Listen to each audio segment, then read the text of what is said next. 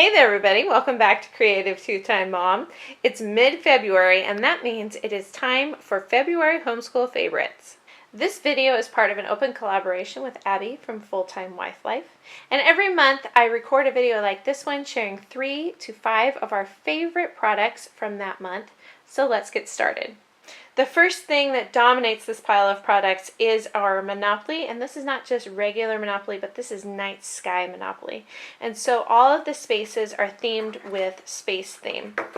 This is really cool game board. It's a regular Monopoly size game board, and it's got nebulas, it's got galaxies, it's got a rover, it's the different shapes of the galaxies, the different planets. One side is all planets. One side is all nebula and ring nebula. This was a really great one. We did a space unit in the fall, and so we decided to borrow this from our charter school, but we have kept it ever since because we've had so much fun with it. Instead of houses and hotels, we've got all kinds of space-themed planetariums that go along with it, observation centers.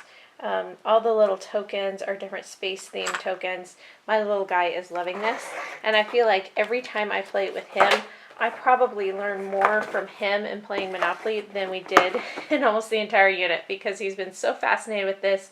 It's just really sparked his desire to learn more. Now you may have seen these two items recently on my Instagram account, which I will link down below, but we've been using them together. This Usborne little book of seas and oceans, I wasn't expecting a whole lot from it, but there is so much information. In fact, I was expecting so little that I also reserved the full-size copy from the library, and this has just as much information in it as the larger one. And it's a lot easier to store on our homeschool shelf. So I returned the other one, and this is the one that we've been working through. We've learned so much about sea animals and sea creatures and conservation and taking care of our natural resources. This has been awesome. I feel like I have learned a ton from this. And along with that, we've been doing this clue game about ocean animals. And it's broken down into 6 different animals.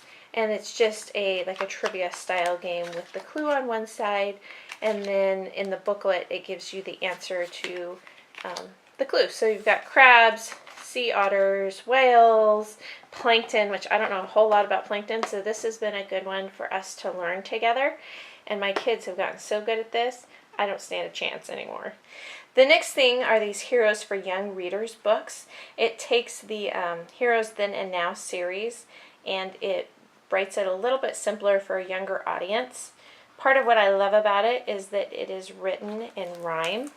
So as you're reading along, it's very easy to read because you get into a rhythm with it. I was looking for a way to share biographical information for people that I would want my kids to look up to be inspired by, but I didn't have a lot of time to include a more lengthy read in our morning time, so these have been perfect. They've given us just enough information to inspire us to further research, but not too much to be overwhelming in the morning. So this is the second one we've read. This month we read Amy Carmichael. I'm going to try and see if I can get some more of these soon. The next thing is this little compact game called In a Pickle, and my mom just picked this up on a whim. I believe she got it at Kohl's, not knowing a whole lot about it, but we've had a lot of fun with it. So you start out with 4 cards in a square. You've got television, we'll just pull the first 4. Smoke, mystery, and fear.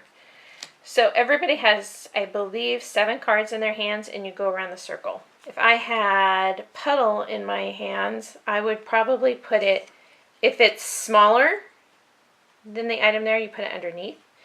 If it's larger, what's this one? Aquarium. An aquarium can be bigger than a television. It goes on top. Once you've got 4 in a row, I don't even know what these are, so I'm just going to assume these are all bigger. Once you've got 4 in a row, then you're in a pickle and you have to play on this line. And you have to keep getting bigger and bigger. Once it goes around and the person is stumped, you don't have anything bigger than poison. Then the last person who laid down on that pile gets the pile. You have to get 5 piles to win. That's where the pickle part comes in. You can keep going underneath and underneath until you have 4 in a row. Then the next person has to keep playing on top until you can't play a larger item.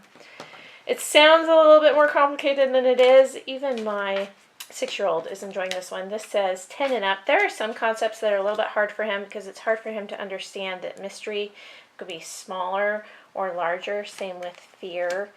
Some of these are ambiguous, which is awesome because these could go either way. Some of them are very concrete, like television. So it takes him a little bit of a harder time figuring it out, but he's probably the one that plays it the most. And so I can see his problem-solving skills developing already. So that's our 5 homeschool favorites for the month of February. Leave me a comment down below. Let me know what you are really loving in your homeschool. Also check out the description box below for a link to the Full-Time Wife Life so you can check out her favorites for the month of February. And don't forget to hit that red subscribe button before you click off this video. Make sure you get notified about all of our videos coming up. Hit the big thumbs up if you like this one, and we'll see you next time. Bye guys!